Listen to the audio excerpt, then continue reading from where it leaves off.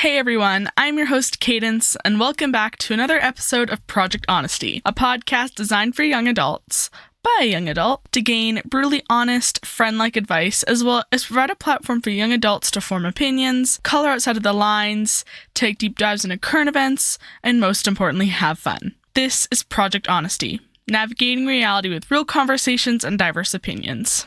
If you haven't already, go check out last week's episode called For My Girls, the importance of true and strong female friendships. As a girl who has struggled to find other girls like her, that episode is very near and dear to my heart, and I discuss how past fake friends have made a permanent imprint on my life, and the value that true friendship has brought me within recent years. So that episode is available on Spotify and YouTube. So today's topic is inspired by my recent backpacking trip that I took in the Canadian Rockies. Again, if you're not on the Instagram, you wouldn't know this because it's on the Instagram where we release every weekly topic.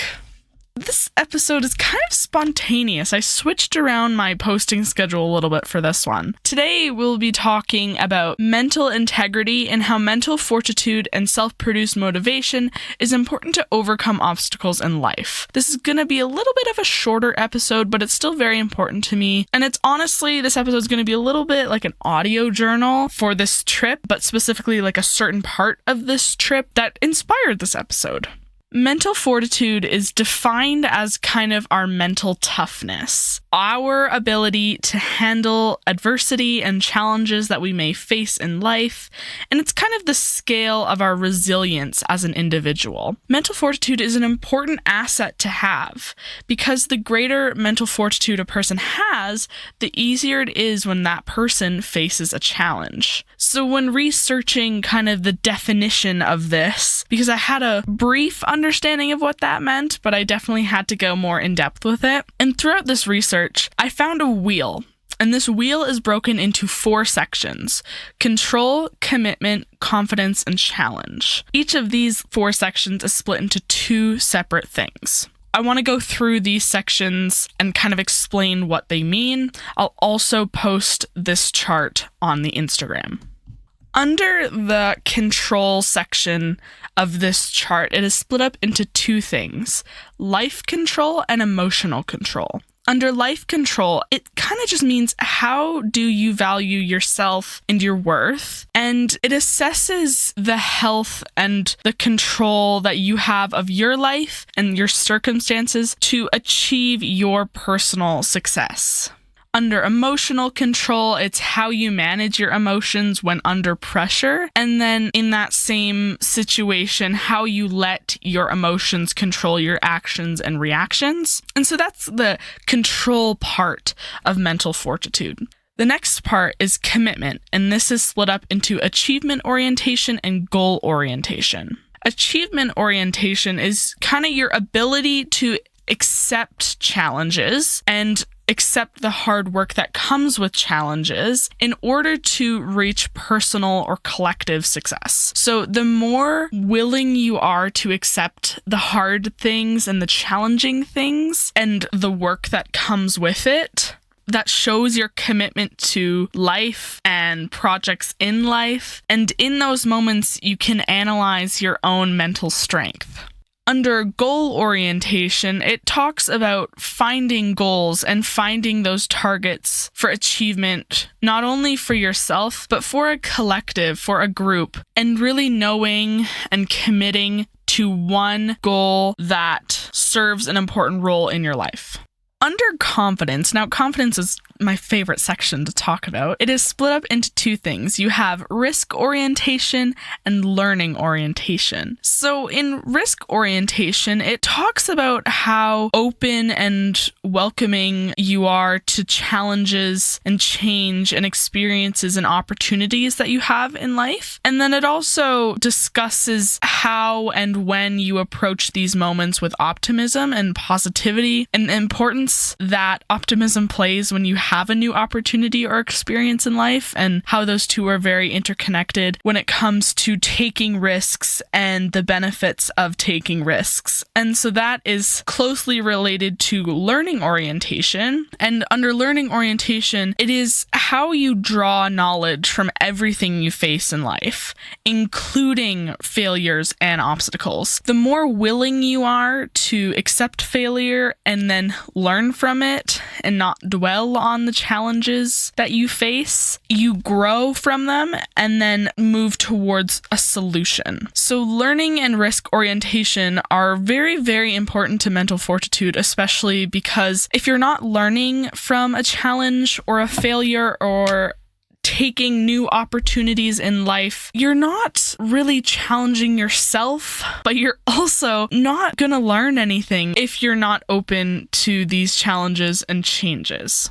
And then the last section is challenge, and this is split up into confidence in your abilities and interpersonal confidence. So when it comes to confidence in abilities, we've kind of heard this throughout our lives. Just as people, we hear it all the time. As students, you hear it. As siblings, you hear it. Like, you hear it everywhere. But it's your ability to believe in yourself and your abilities, and the belief that you can face any challenge that may come your way with the utmost confidence in yourself and the things that you're able to do. And that is something that I'm gonna talk about when I relate it back to this backpacking trip. But just being confident in yourself and knowing that you got yourself and that you're committed and you're under control in your own environment and you are able to influence your circumstances, it really brings out that inner confidence when faced with a challenge. Interpersonal confidence is something that I never really heard the definition of, but already had kind of a brief understanding. It's just your confidence when engaging with others, not being afraid to ask questions, being curious and having the confidence to do so. And you can positively and productively engage with others, whether that's just regularly or when faced with a challenge as a collective. So you might be wondering, what does this all have to do with my trip? I told you guys at the start of this episode that this has something to do with my most recent backpacking trip that I took in the Rockies. Unknowingly, this topic was related to me and this trip before even going. I didn't even know that I was going to create an episode out of this trip because I've planned this trip for a while. It's important to me as a true Albertan to get out in the Rockies at least once a year because I live so close, and going out there just gives me a deeper appreciation and understanding of my backyard and kind of just the world in general. But I've never really been backpacking. It's my first time officially backpacking because I've been on plenty of gorgeous hikes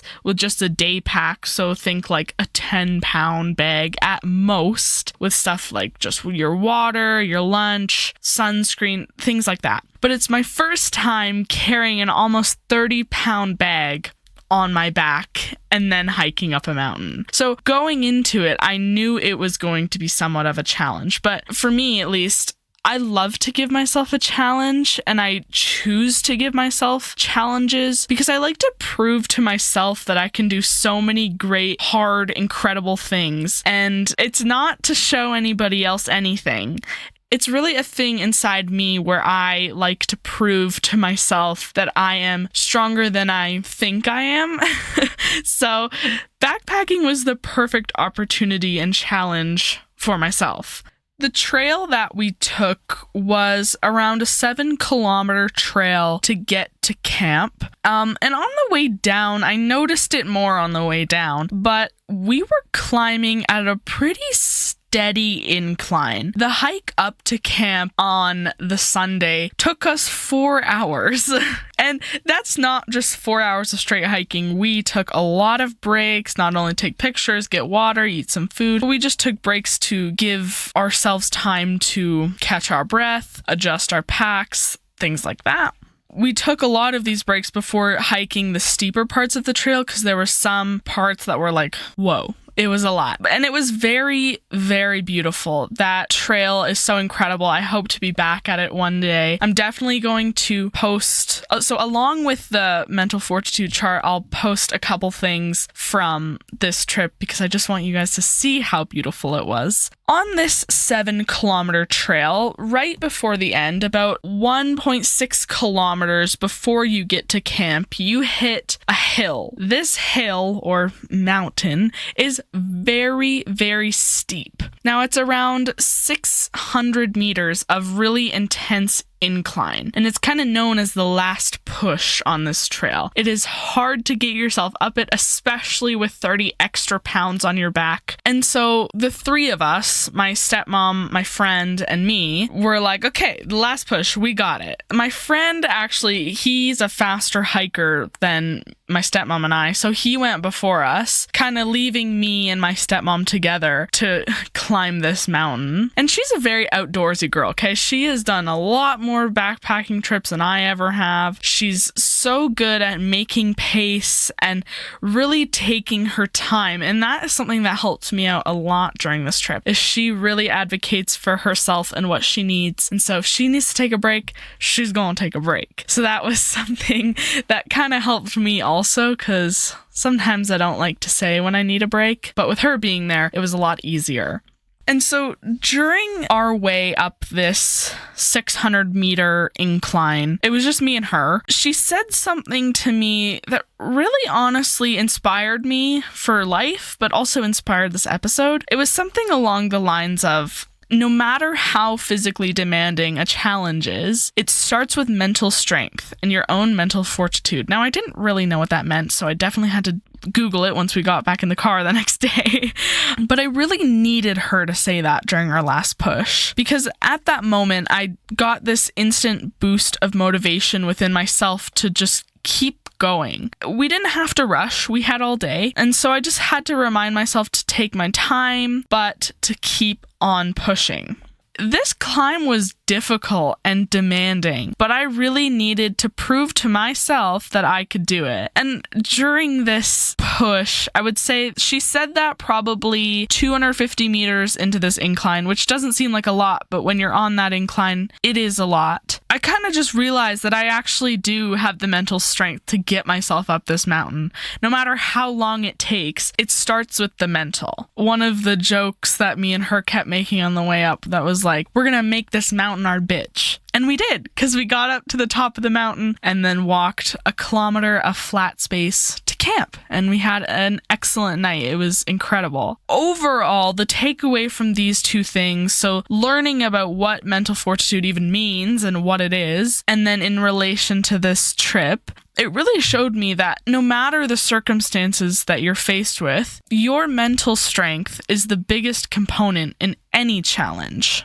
Whether your challenge is physically or emotionally demanding, the real motivator starts within yourself and your mind, and your attitude holds great influence into whether you can successfully reach your goals and move through obstacles that you're faced with. So as much as I had someone there pushing me forward, she's incredible, by the way, and the reward that was at the end, so getting to the lake, having a swim, sitting down, all of that other outside motivation, the greatest form of motivation will always come from self, because at the end of the day, you are going to be the one pushing yourself up that mountain, whether it's a literal mountain or whether that's life.